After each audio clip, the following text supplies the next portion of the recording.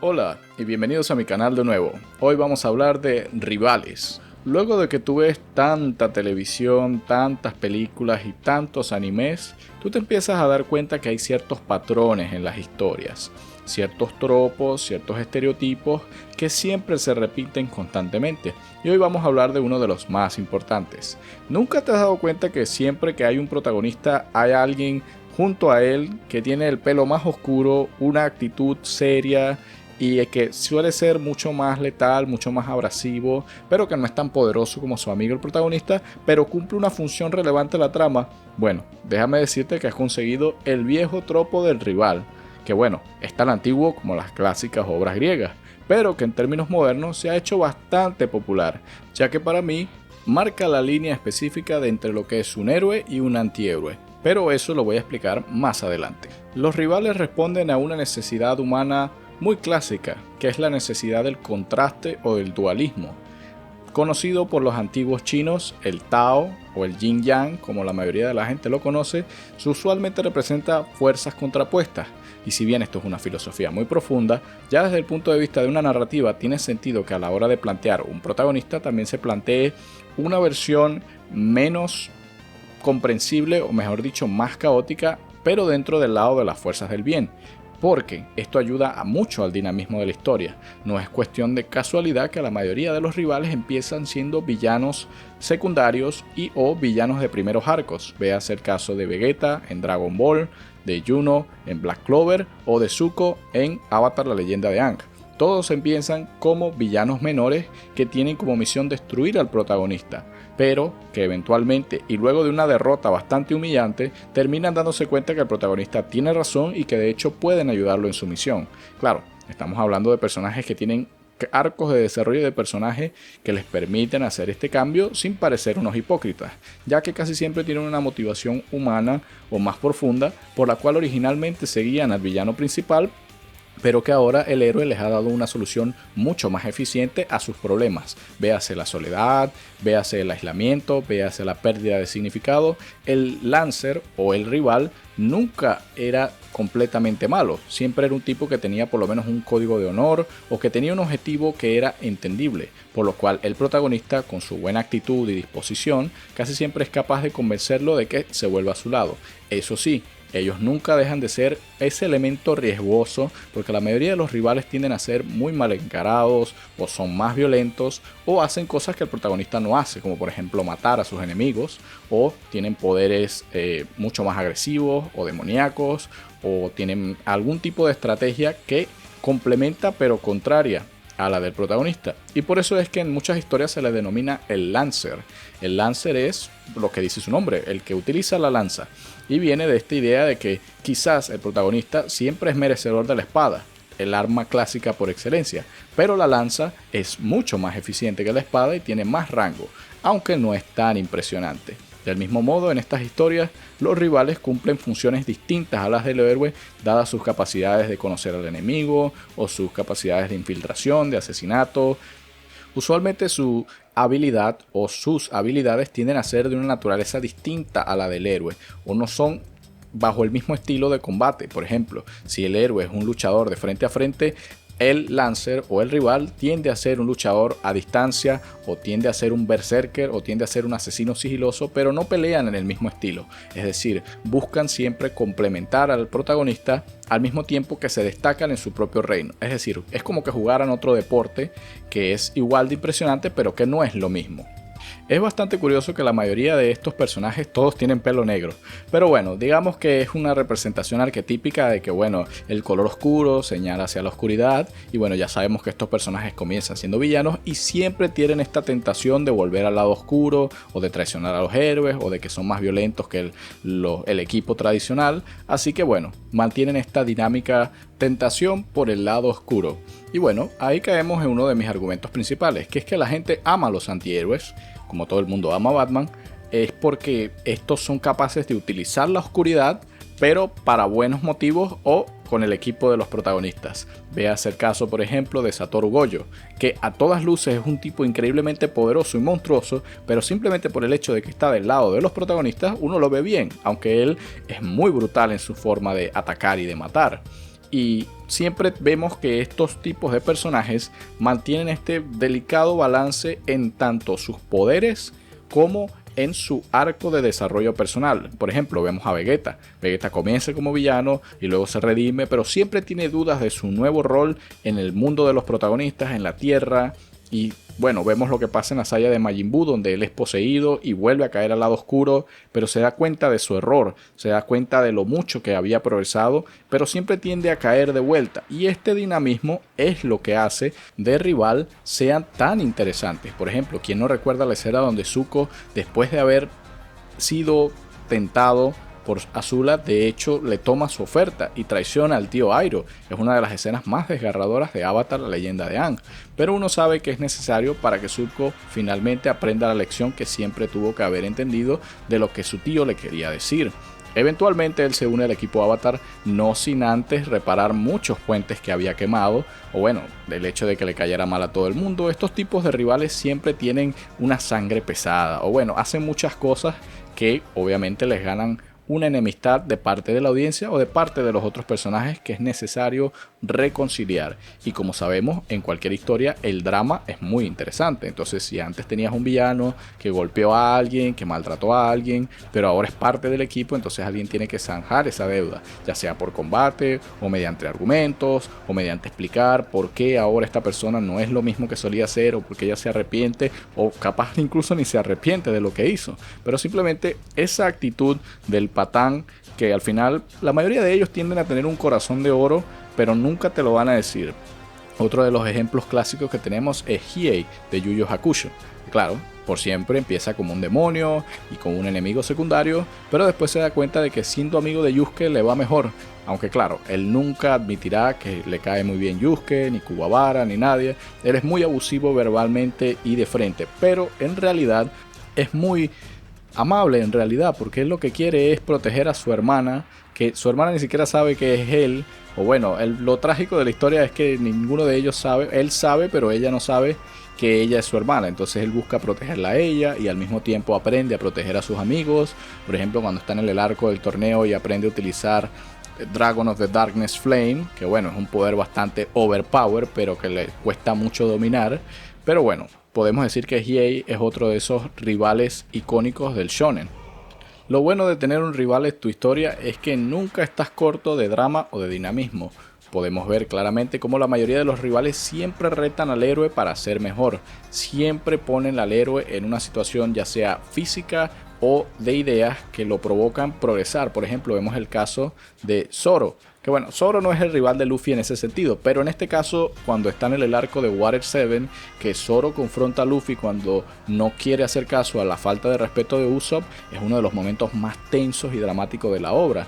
¿Por qué? Porque Zoro confronta a Luffy en algo que él sabe que tiene razón, que es el hecho de que esto no es un juego, que la gente arriesga su vida, y que lo que Usopp hizo era una falta de respeto para su capitán, rompiendo el código de los piratas. Podemos ver en otros casos, obviamente, que los rivales ofrecen una perspectiva opuesta pero entendible. Es decir, ellos buscan complementar, buscan contrastar al hecho de que a veces el protagonista o la mayoría de los protagonistas son muy inocentes, son muy buena gente, se dejan llevar por el momento y no entienden la gran perspectiva, pues no están pendientes de los riesgos. Y como este tipo de personas tiene mucho más experiencia del lado oscuro, sabe lo peligrosas que pueden ser las cosas. Otro ejemplo claro de un rival impresionante es Killua de Hunter x Hunter, que empieza siendo un asesino, entrenado por asesinos y de una familia de asesinos, pero que gracias a su conexión con Gon y con Kurapika y con Leorio, empieza a entender lo bueno que es la vida fuera del clan de los asesinos.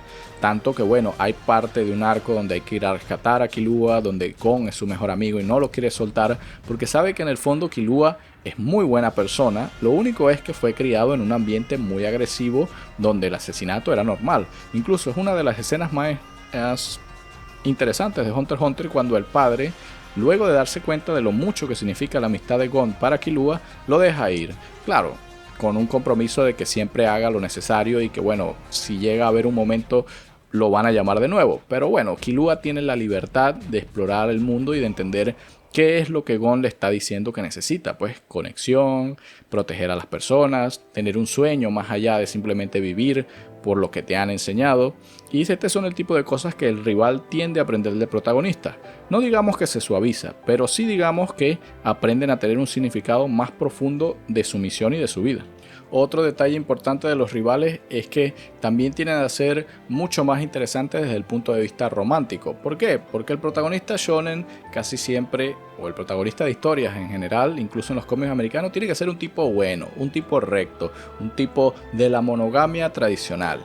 Es decir, él tiene que buscarse el amor de su vida, que probablemente es la amiga de la infancia, y al final de la serie se casan y tienen 2.5 hijos. En cambio el rival, como era parte villano, o como también trabaja del lado oscuro, o tiene poderes, suele tener muchas novias, o suele llamar la atención, o suele tener una enamorada que es una rival, o que es una villana de por sí. Esto se ve mucho, pero lo interesante es que este personaje es como que más un jugador, pues, y eso llama mucho la atención. Incluso en los casos en los que terminan casándose y todo, siempre se nota que este personaje tiene una picardía, tiene un sentido del humor mucho más agresivo, mucho más sardónico, es decir, no se toma tan en serio a sí mismo, pues, y agrega a la historia una persona que contrasta y que da como que ese tipo de picante, pues agrega ese tipo de drama, ese tipo de historia dinámica o ese trío amoroso en algunos casos, como es el caso de Wolverine en X-Men, donde obviamente él es el tipo rudo, que tal, y que está tratando de romper la pareja de Jean y de Cyclops, pero es difícil, pues, pero agrega mucho drama a la serie en realidad. Aunque tú sabes que últimamente no sería adecuado que Jean y Logan terminaran juntos, es interesante ver la posibilidad de que se plantee esto, pues de que el tipo malo le robe la novia de toda la vida al tipo bueno, entre comillas. De las dinámicas del personaje rival, otra cosa que empezamos a entender es que casi siempre este personaje es inicialmente más poderoso. Véase por la disciplina, véase por la genética o por el entrenamiento, casi siempre estos tipos son unos genios. Al principio de la historia tienen poderes más avanzados, tienen más técnicas, son más impresionables, tienen más estatus, pero de forma interesante, los autores buscan quitarles esta posición de privilegio, de decirle, mira, la verdad es que tú no eres el más fuerte, hay alguien más fuerte que tú. Y no es casualidad que el protagonista, que después se vuelve su amigo, es la primera persona que los derrota y que les da como que esa sentada, que les da esa cucharada de humildad que mucho necesitaban algunos y que les causa quizá al principio una crisis de identidad, que dicen, no puede ser, ya perdí mis poderes, ya no soy el más fuerte, pero luego se dan cuenta de que pueden volver a entrenar, de que pueden buscarse otros mentores o que pueden descubrir otras técnicas que les van a permitir superarse en términos de la escala de poder, y eso solo pudieron haberlo hecho gracias a que alguien les demostró que podían seguir mejorando, que había más potencial dentro de ellos, que no se conformaran con su estatus de superioridad. Y bueno, también hay de decir que esto crea cierto complejo de inferioridad que se mantiene a través de la obra, pero de nuevo es algo que se explora a través de los arcos de desarrollo del personaje, cómo aprende a entender cuál es su lugar en el mundo, cuál es su lugar en la narrativa y últimamente cuál es su misión. Y claro, los rivales van desde lo más inocente, como puede ser Cary Oaks para Ash, o van hasta lo más brutal, como es el Punisher para Daredevil o como Venom para Spider-Man, ya que hay bastante rango entre lo que puede ser una persona que está en desacuerdo contigo o una persona a la que tú le caes mal, el bully de la secundaria, hasta un asesino reformado. Pero hay que entender que es porque hay un gran rango de lo que puede ser una persona que es un rival para ti. Tal como en la vida, a veces tú puedes tener rivales de negocios, rivales deportivos, rivales académicos, o bueno, las rivalidades pueden llegar a ser a vida o muerte. Por eso no es raro ver que la mayoría de los rivales tienden a ser parientes, hermanos gemelos, el gran hermano perdido. Esto se debe a que últimamente el rival es un tropo que necesita de una conexión con el protagonista. Necesita ser de alguna forma o su hermano o su amigo, o tiene que tener una relación profunda, ya que es esto lo que hace interesante el conflicto entre los dos, ya que últimamente el protagonista tiene que aprender cómo ser menos inocente y cómo lidiar con personas peligrosas, y el rival tiene que aprender cómo ser mejor persona o cómo llevarse mejor con otros, o descubrir cuál es su propósito, y casi siempre tiene que encontrarse con un protagonista para entenderse a sí mismo. Tiene que verse en un espejo, y este espejo o este reflejo oscuro o esta forma de vida alternativa es lo que le indica al rival qué puede ser o no ser él en el mundo. Y por eso es que mucha gente se tiene atraído a estos personajes. Lo tenemos incluso desde Sasuke en Naruto, Virgil en Devil May Cry, Kevin en Ben 10. Es decir, siempre vas a conseguir este tipo de personaje en cualquier historia, porque es un arquetipo muy masculino de cómo son las amistades. O sea, si tú eres un hombre y alguna vez has tenido amigos o un grupo de amigos, tú sabes que tú tienes tus rivales, o bueno, tus amigos tienden a ser tus rivales, ya que te empujan a tratar de ser mejor si practican algún deporte juntos, si hacen algún tipo de actividad, si tienen algún tipo de grupo. La gente siempre trata de compararse unos con otros, pero las buenas amistades, en este caso las buenas amistades masculinas, siempre te desafían a ser mejor, siempre te enseñan algo que tú no sabes, o complementan, o algunas veces tienen ese rol de medio hermano mayor, en algunos casos cuando la gente no tiene ese tipo de figura en su vida, y el amigo o el rival te ayuda incluso. Claro, puedes que sea abrasivo, puede que te insulte, puede que tú creas o la gente de afuera piense que su relación es hostil, que se cae muy mal. Pero tal como la mayoría de estos personajes, muy en el fondo se dan cuenta de que se quieren mucho. Pero no van a andar con mariqueras, pues no se van a andar abrazando ni reforzándose, no. Vamos a ir a una cerveza, o mira, ayúdame a reparar el carro, X, Y, Z. Eso es el tipo de estereotipo al que atrapa el personaje del rival. Ese tipo de amistad que te empuja a ser mejor o que te busca desafiar o que te corrige cuando tienes errores importantes. Y bueno, hay que ser sincero, también es el tipo de amigo que tú necesitas llamar cuando hay que darle una paliza a alguien. Esto también es importante, pues son amistades que uno necesita para momentos de emergencia o para que sabes que van a estar ahí incluso que las cosas se pongan difíciles.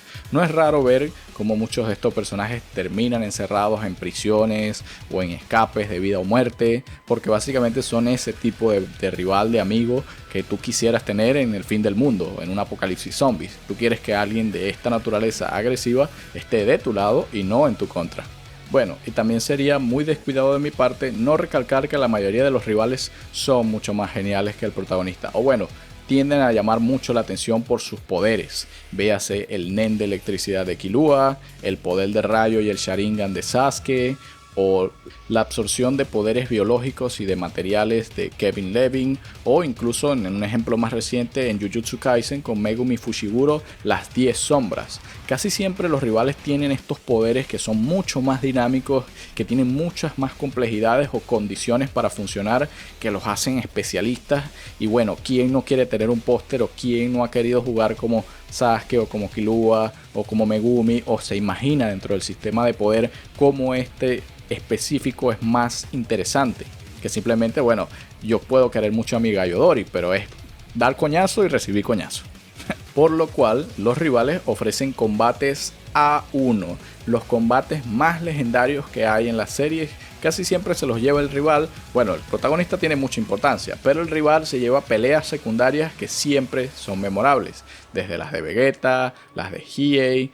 Todas esas, las de Sasuke, tienden a ser muy estratégicas, muy dimensionadas, porque el protagonista siempre tiene el poder de ser el protagonista, pues de ser el principal de la obra, que si se muere la cosa como que se acaba. En cambio, el rival no tiene esta red de seguridad del autor que de alguna forma tiene que hacer que gane siempre. En cambio, el rival puede perder, bueno, lamentablemente en el caso de Vegeta pierde siempre, pero en algunos casos es más dinámica el hecho de que puede ganar una, perder otra, volver, o sus victorias no están aseguradas. Entonces, al no estar aseguradas, tiene que ser mucho más estratégico a la hora de utilizar sus poderes, y también es una pelea mucho más tensa, ya que el autor puede decidir si gana o no. Entonces el rival nunca tiene garantizado ni siquiera su vida, por lo cual el espectador siempre tiende a proyectarse en él o de tener esos momentos deportivos de alta tensión cuando el rival pelea. Cosa que a veces no sucede con los protagonistas, porque sí, la gente siente como que ya